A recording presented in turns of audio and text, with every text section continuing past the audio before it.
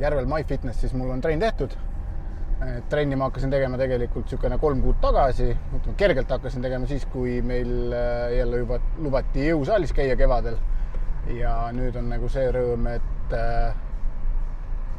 ma arvan, et ma peaks ilusasti selle kuumale ja kõigele vastu pidama. Et eelmine aasta, kui ma olin nagu Pärnus tugeva kuumaga, filmisin krossi, siis mul kergelt sain nagu päiksepiste ja ega ma ei suutnud nii-öelda peale nagu võistluspäeva mitte midagi teha, et vaatasin lihtsalt arvutit ja vaatasin, et oi, mis see siis on, et ühtegi nuppu ega midagi ma ei suutnud vajutada nii-öelda.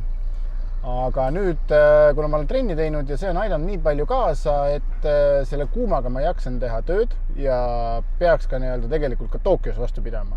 Ja ma käin kas nii-öelda iga kord peal trenniga saunas lihtsalt sellepärast, et saaks nagu selle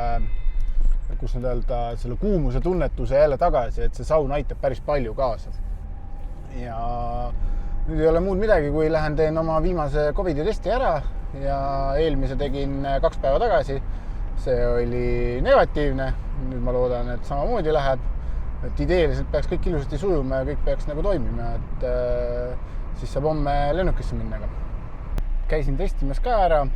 Seekord läks testimine päris okeilt, et küll nii-öelda 5 sekundit nad nii-öelda keerutasid mul seda pulka ninas, aga selles suhtes ei olnud nagu väga hullu midagi, et natukene võttis sügelema ja oli pigem nagu kõditunne kui niisugune valu, et esimene kord, kui ma üldse testi tegin, siis mul oli täiesti kuiv nina ja siis see kraapis nagu natukene nina nii-öelda kesta, et siis oli päev aega veel oli pärast selline tunda, et on nagu midagi ninas olnud, aga nüüd läks see väga sujuvalt ja isegi praegult ei saa aru, et ma oleks seda testi andnudki nagu.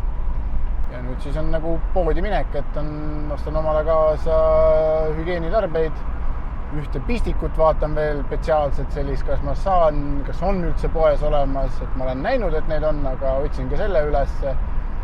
Ja siis on koju asja pakkima, et asjade pakkimine on pigem nagu selline, et mul on osad asjad ära pantud, juba kohvrites valmis, aga ma kontrollin üle ja nii kui jälle midagi meelde tuleb, mida veel võiks kaasa võtta või vaja minna, seeks ma siis panen selle ka kohvrisse.